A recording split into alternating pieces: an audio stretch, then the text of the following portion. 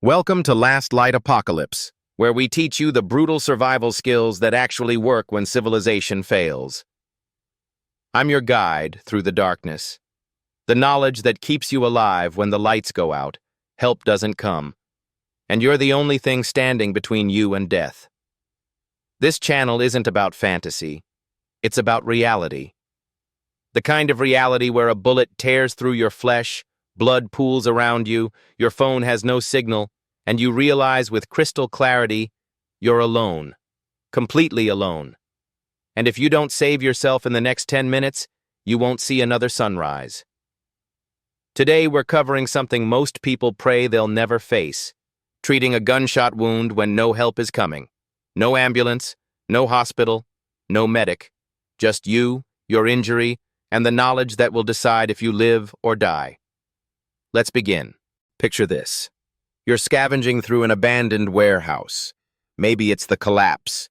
Maybe it's just the wrong place at the wrong time. You hear movement. Before you can react, there's a deafening crack, and fire erupts in your side. A bullet. You hit the ground. The shooter's gone. Spooked or satisfied, you don't know. You press your hand to the wound and feel warm blood pulsing between your fingers. Your phone? Dead. Or no signal. Or smashed in the fall. It doesn't matter. The nearest hospital is 30 miles away through hostile territory. You're losing blood. Your vision swims. And the cold truth crashes down. Nobody's coming. Not in 10 minutes. Not in an hour. Maybe not ever. This is the moment where everything you know gets tested. Where panic kills faster than the bullet. Where the next 60 seconds determine if you bleed out on this concrete floor or walk out of here alive. So what do? Let me show you. Step 1. Stop the panic before you stop the bleeding. Here's what happens in the first 30 seconds after you're shot. Your brain floods with adrenaline. Your heart rate spikes to 160, 180 beats per minute. That racing heart pumps blood through your wound faster. Panic kills you quicker than the bullet. So before you touch that wound, you force yourself to breathe. Combat breathing. 4 seconds in through your nose, hold 4 seconds. 4 seconds out through your mouth, hold 4 seconds. Repeat. This isn't meditation, it's survival physiology. Slowing your breath slows your heart. Slower heart means less blood loss. Less blood loss means more time. More time means you might actually make it. While you're breathing, you're also thinking. Gunshot wounds kill in 3 ways: massive bleeding, damaged vital organs, or infection days later. Right now, bleeding is your enemy. You have roughly 3 to 5 minutes before severe blood loss causes shock. 10 to 15 minutes before you lose consciousness. After that, you're on borrowed time. So breathe. Get your heart below 120 beats per minute. Then we move. Step 2. Assess the wound, and I mean really assess it. You need to answer 3 critical questions in the next 30 seconds. Question 1. Where's the entry wound? That's usually a small, clean hole. Question 2. Is there an exit wound? That's the big one. Exit wounds are typically 2 to 3 times larger than entry wounds because the bullet tumbles and deforms as it passes through tissue. If you've got both entry and exit, the bullet went clean through. That's actually better. If there's only an entry, the bullet's still inside you, along with fabric, dirt, and whatever else it dragged in. Question 3. Where did it hit? This is life or death. Limbs. You can probably survive with proper care. Torso. You're in the danger zone. Abdomen. You might have intestinal perforation, which means infection is coming in 12 to 24 hours. Chest could be lung, heart, or major vessels. If you're coughing blood or having trouble breathing, you're in critical condition. Here's your checklist. Can you move? Can you breathe without sharp pain? Is the bleeding pulsing with your heartbeat? That's arterial, which is worst case. Or is it steady oozing? That's venous, more manageable. Every second you spend assessing saves you from making fatal mistakes later. Look, think, then act. Step 3. Direct pressure, your first and most powerful weapon against bleeding. This is non-negotiable. Take the cleanest cloth you have, your t-shirt, a towel, even your jacket if that's all there is. Fold it into a thick pad. Place it directly over the wound, not around it, not near it, directly on it. Now press. And I mean press hard. You need 10 to 15 pounds of pressure minimum. That's pushing down like you're trying to compress a tennis ball. It's going to hurt. The pain will be intense. You might scream. That's fine. Pain means you're alive. Hold that pressure for a full 5 minutes. Don't peek. Don't check if it's working. Every time you lift that cloth, you break the clot that's trying to form, and bleeding starts fresh. 5 full minutes. Count to 300 if you have to. If blood soaks through your first cloth, don't remove it. Add another pad on top and press harder. Removing the first pad destroys the clotting process. If you've got an exit wound, you need pressure on both sides. Fold another cloth, reach around, or if you can't reach, pack the exit wound first, then roll onto it so your body weight provides pressure while you work on the entry. Direct pressure stops 80% of bleeding. It's simple, it's painful, it works, and it buys you the time you need for the next steps. Step 4. The improvised tourniquet, but only if you need it. Here's the rule. Tourniquets are for limb wounds where direct pressure isn't stopping the bleeding. If you've got an arm or leg wound and blood is still pulsing out after 5 minutes of pressure, you need a tourniquet. Do not use a tourniquet on torso, neck, or head wounds. It won't work, and you'll waste critical time.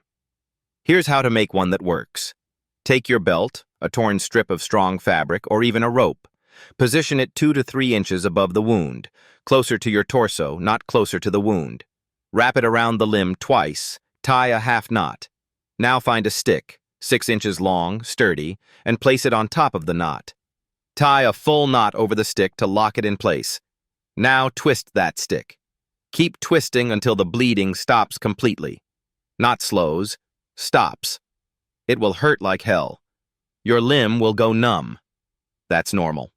Once bleeding stops, secure that stick so it can't unwind. Use duct tape, zip ties, or more fabric strips. Write the time on your skin or the tourniquet itself with blood if you have to. A limb can survive without blood flow for up to 2 hours. After that, you risk permanent damage. But here's the truth. It's better to lose a limb than lose your life. Make the hard call. Step 5. Wound packing for deep penetration wounds. If direct pressure slows but doesn't stop the bleeding, especially with torso or thick muscle wounds, you need to pack that wound. This is advanced, this is brutal, but this is what saves lives. Here's what you need. Clean cloth strips, torn t-shirt, bandanas, or gauze if you're lucky. You need material that's 2 to 3 inches wide and long enough to fill the wound cavity. First, rinse the wound if you can. Clean water, bottled water, whatever you have. Just flush out visible dirt and debris. Don't waste time sterilizing. Now take your cloth strip and start packing. Insert the end of the strip into the wound, yes, into the wound cavity, and start pushing it in with your fingers. Pack it tight. You're filling the space where blood is pooling. Push deeper. Pack more fabric in. Keep going until the wound is completely filled and fabric is bulging slightly out of the opening. This creates internal pressure that collapses bleeding vessels from the inside. It's excruciating. You might pass out from the pain. If you feel yourself losing consciousness, stop, breathe, then continue. Once packed, place a pressure pad over the top and hold pressure for another 5 minutes. Packed wounds don't re-bleed easily. You've just bought yourself hours instead of minutes. The wound stays packed until you reach medical care. Don't remove it. Removing it restarts everything. Step 6. Preventing infection without antibiotics. You've stopped the bleeding. Congratulations, you're still alive. But in 12 to 72 hours, infection becomes your new enemy.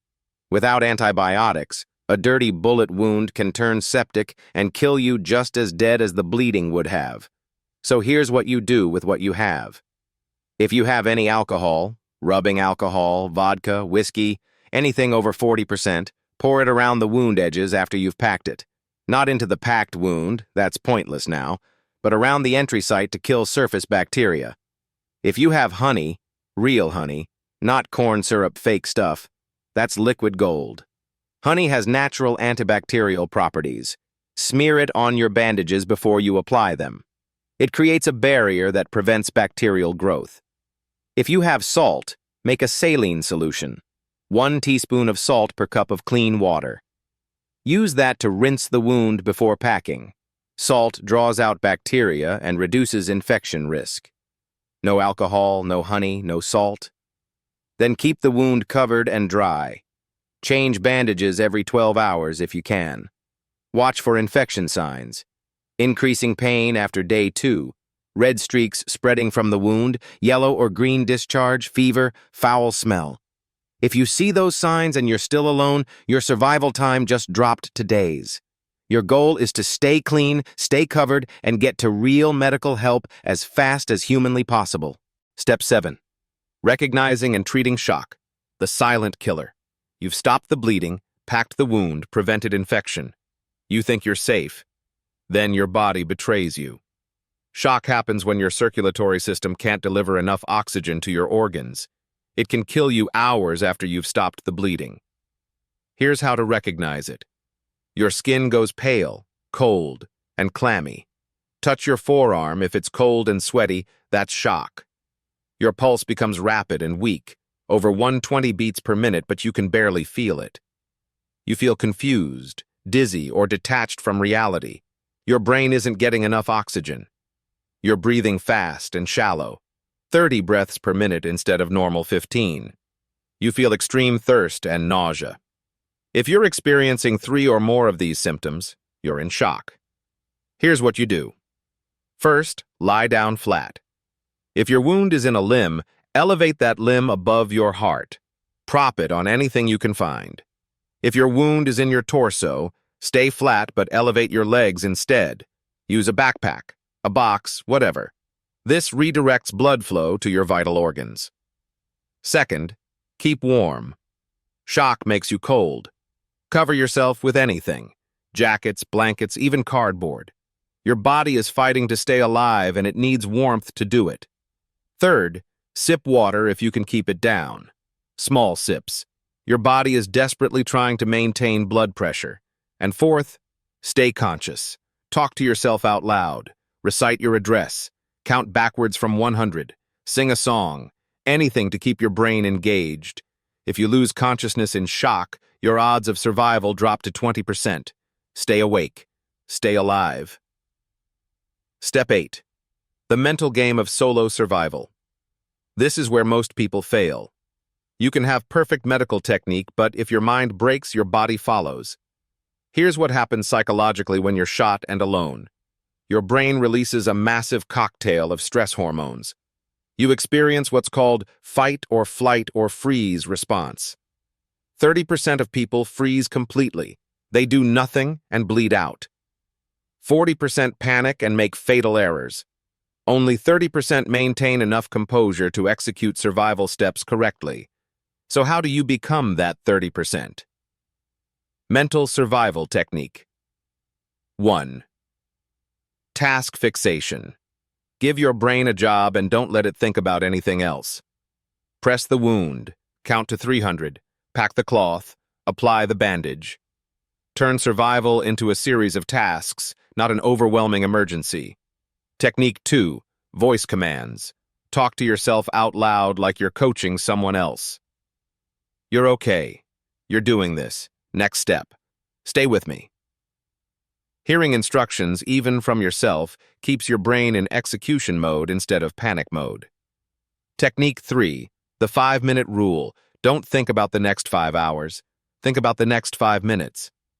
I just need to survive 5 more minutes. Then, when those 5 minutes are up, give yourself another 5. Break time into manageable chunks. Technique 4. Visualization. See yourself completing each step successfully before you do it. See yourself walking out of this situation alive. Your brain is a survival computer, but garbage in equals garbage out. Program it with success, not fear. And finally, technique 5. Acceptance. Accept that this is happening. Accept the pain. Accept that you're alone. Acceptance doesn't mean giving up. It means eliminating the mental energy wasted on denial and channeling it into action. You're shot. You're alone. You're going to survive. Those three facts are non-negotiable. Now execute. Let's recap everything because when you're bleeding out, you won't have time to rewatch this video.